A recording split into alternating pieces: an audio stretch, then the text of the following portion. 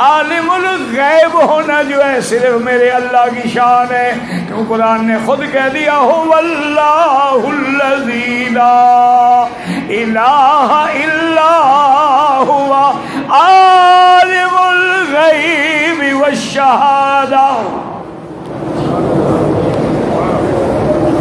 اور جناب اعلیٰ حضرت نے، اعلیٰ حضرت ہے نا، چھوٹے حضرت تو نہیں ہے نا، اعلیٰ حضرت نے بھی اور ان کے جو مریدین تھے انہوں نے بھی لکھا ہے کہ وہابیوں کو تو مسئلہ سمجھ نہیں آیا۔ انہوں نے کہا جی کیا مطلب؟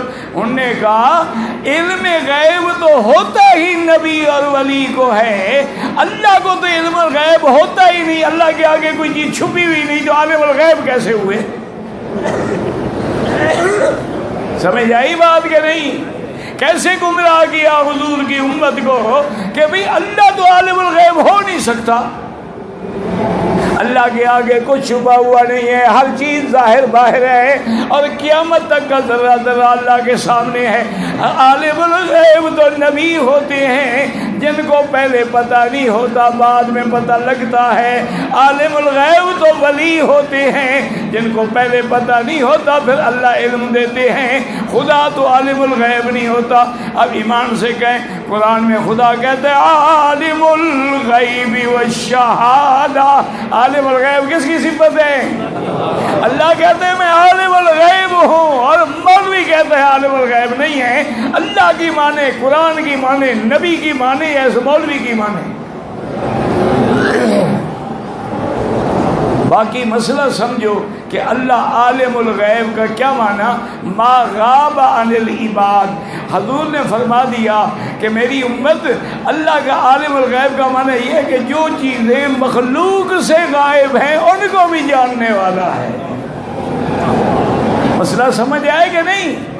جو چیزیں مخلوق سے غائب ہیں، اب ماں ہے، بچہ پیٹ میں ہے، نہیں جانتی ہے کہ بچہ فرما بردار ہے یا نافرمان ہے، خوبصورت ہے یا بدصورت ہے، طویل ہے یا قصیر ہے، جمیل ہے یا کبھی ہے، یہ کیسا ہوگا یہ نہیں جانتی۔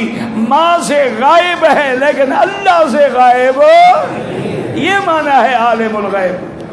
اللہ کہتے جی اعلیٰ حضرت کو علماء عرب نے مجدد کہا ہے، اللہ عالم میں وہ سارے علماء عرب سے مراد کون ہے؟ جب اعلیٰ حضرت جو تھے اس دور میں کون کون علماء تھے یہ تو فیصلہ کرو نا۔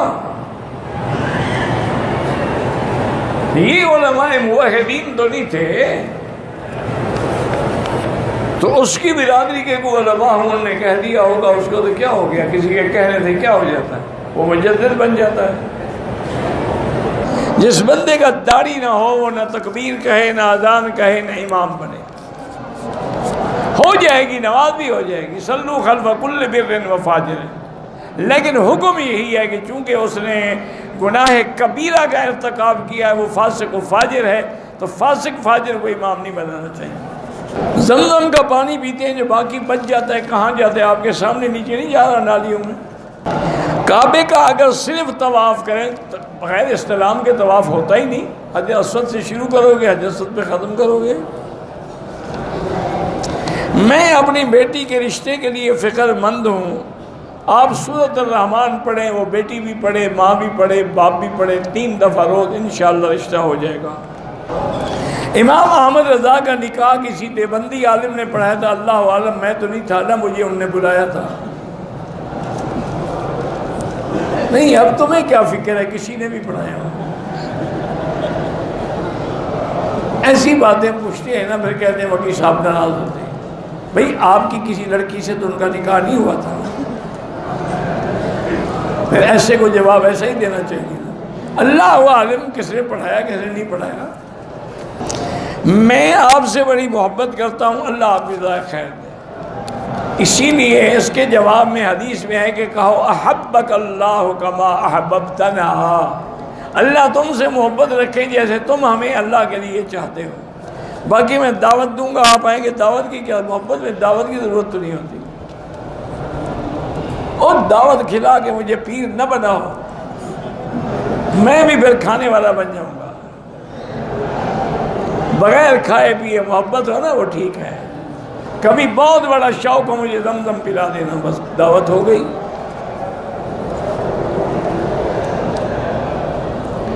جو سنتیں فجر کی رہ جائیں وہ سورج نکلنے کے بعد پڑھیں. سنی لڑکی کی شادی شیعہ لڑکے سے نہیں ہو سکتی. عصر اور مغرب کے درمیان نماز نہ پڑھیں، مغرب کے بعد پڑھیں.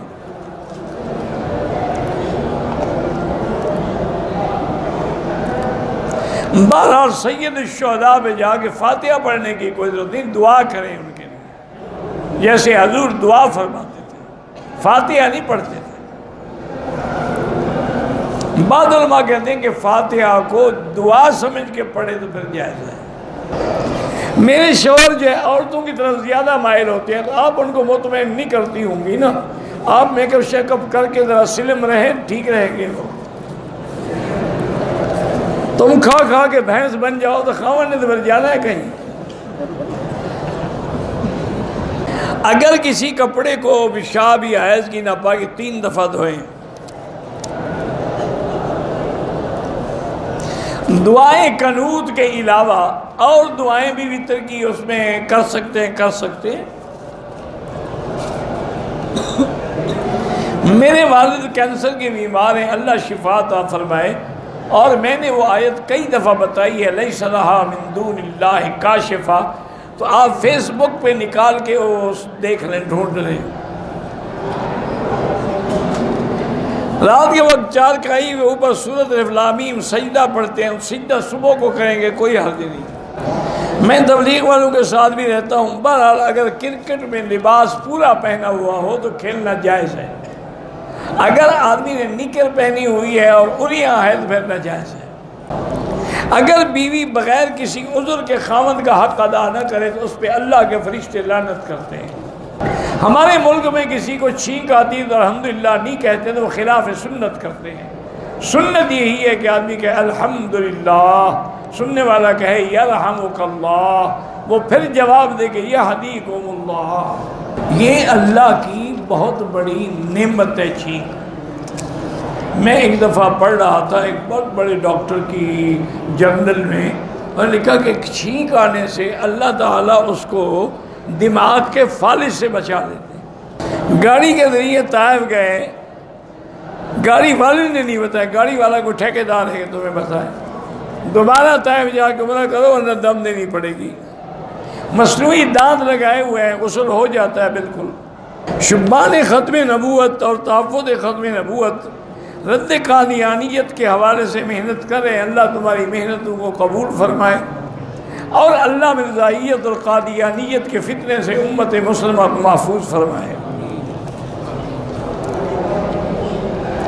اگر بال کٹوانے کے دوران خوشبو والا شیمپو لگائے دم پڑ جائے گی.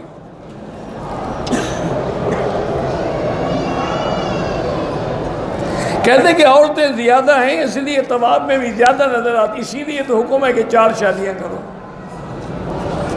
اللہ جانتے تھے نا کہ عورتیں زیادہ ہوں.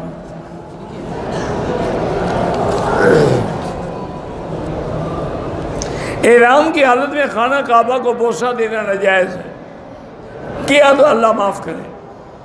زیادہ عمرے سے زیادہ طواف بہتر ہے. اگر سر منڈانے سے پہلے احرام کھول دیا لیکن فوراً سر منڈا لیا دم نہیں.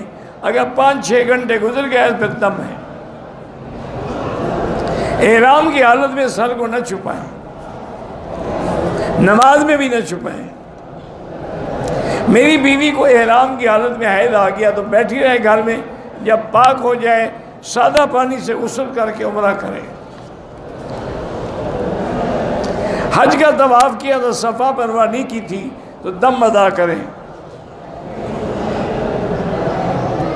روزے کے ساتھ عورت گہرا وضو کر سکتی ہے. وہ گہرا کیسے ہوتا ہے اور اکہرا کیسے ہوتا ہے مجھے نہیں پتا.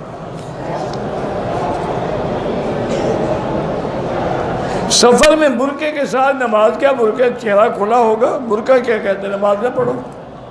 تعلیم ہونے کے باوجود نوکری نہیں ملتی، حسبنا اللہ و نعم الوکیل پڑھا کرو. میری بیوی نے عمرے کے بعد جو سر پہ بال باندھا تھا کھول دیا، پھر بال کاٹے تھے. کیا ہے؟ نہ کھولے تو کاٹے کیسے؟ عجیب مسئلے پوچھتے ہیں. اور سکارف باندھنا تو عورت کے لیے ضروری ہی نہیں ہے عمرے میں. جو کپڑے پہنے ہوئے ہیں وہی احرام.